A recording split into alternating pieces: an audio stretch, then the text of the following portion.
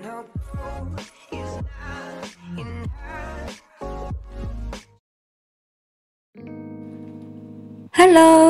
Assalamualaikum warahmatullahi wabarakatuh.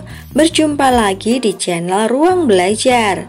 Kali ini kita akan mempelajari struktur dan unsur kebahasaan teks berita. Namun sebelumnya, mari kita ingat kembali materi yang sudah kita pelajari sebelumnya, yaitu tentang unsur-unsur teks berita yang biasa kita sebut dengan adiksimba, yaitu apa, di mana, kapan, siapa, mengapa, dan bagaimana. Yang pertama adalah unsur apa. Biasanya untuk menanyakan kejadian atau peristiwa yang diberitakan. Yang kedua, di mana? Untuk menanyakan di mana tempat kejadian. Yang ketiga, kapan? Untuk menanyakan waktu kejadian peristiwa. Yang keempat, siapa? Untuk menanyakan orang yang terlibat di dalam peristiwa itu. Yang kelima, mengapa? Memuat alasan dan sebab akibat dari peristiwa yang terjadi. Kemudian, keenam, bagaimana? Menjelaskan proses terjadinya peristiwa. Dan ada lagi tambahan satu lagi, yaitu berapa, untuk menanyakan jumlah banyak atau satuan. Namun unsur berapa ini tidak wajib ada di dalam berita atau tidak selalu ada di dalam teks berita. Oleh karena itu, saya beri warna yang berbeda ya. Selanjutnya, kita akan mempelajari tentang struktur berita.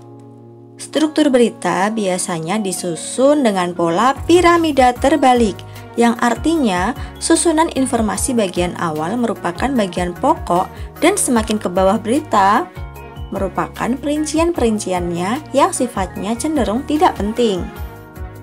Pola piramida terbalik bisa dilihat pada bagian berikut ini.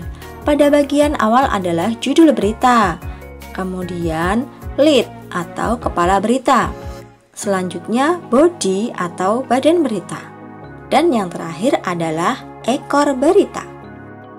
Perlu kalian ketahui bahwa judul berita biasanya mewakili dari seluruh isi berita. Lead berita adalah bagian awal dari berita.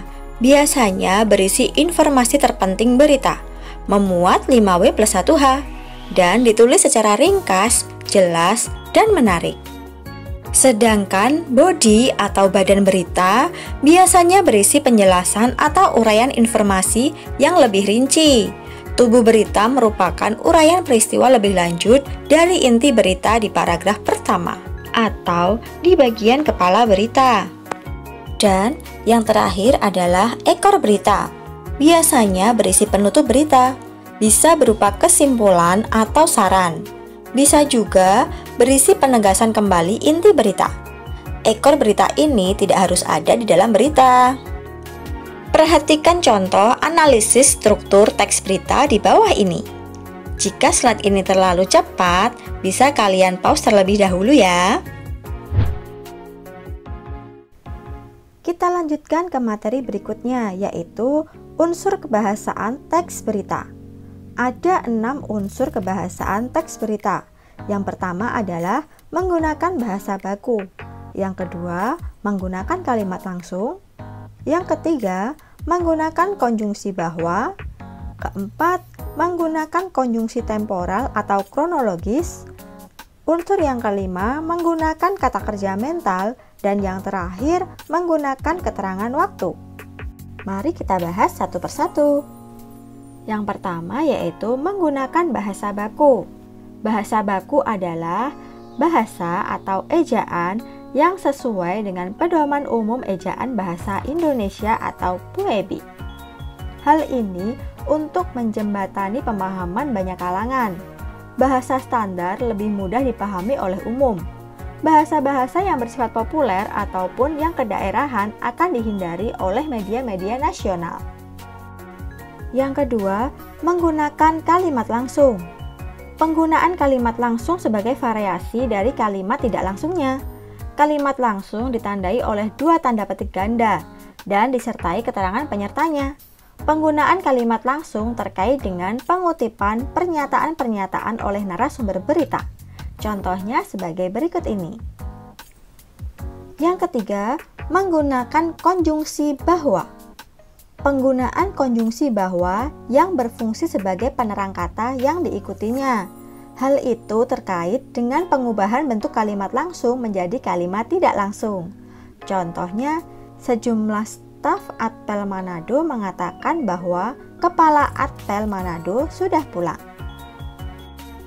Unsur kebahasaan berita yang keempat adalah menggunakan konjungsi temporal atau kronologis.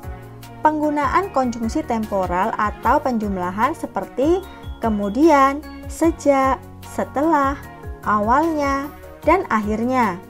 Hal ini terkait dengan pola penyajian berita yang umumnya mengikuti pola kronologis atau urutan waktu.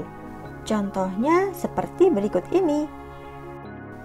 Selanjutnya, yang kelima, menggunakan kata kerja mental. Penggunaan kata kerja mental atau kata kerja yang terkait dengan kegiatan dari hasil pemikiran. Kata-kata yang dimaksud antara lain memikirkan, membayangkan, berasumsi, berpraduga, berkesimpulan, dan beranalogi. Contohnya, mereka memikirkan solusi untuk bisa keluar dari peristiwa-peristiwa yang memilukan itu. Unsur kebahasaan teks berita yang terakhir adalah menggunakan keterangan waktu. Penggunaan fungsi keterangan waktu dan tempat sebagai konsekuensi dari perlunya kelengkapan suatu berita yang mencakup unsur kapan dan di mana. Contohnya sebagai berikut ini. Setelah kalian menyimak tentang struktur dan unsur kebahasaan pada teks berita, mari kita berlatih terlebih dahulu. Ada sebuah berita yang dikutip dari tribunjogja.com. Mari kita analisis penggunaan unsur kebahasaan pada teks berita tersebut. Dan ini adalah hasil telaah atau analisisnya.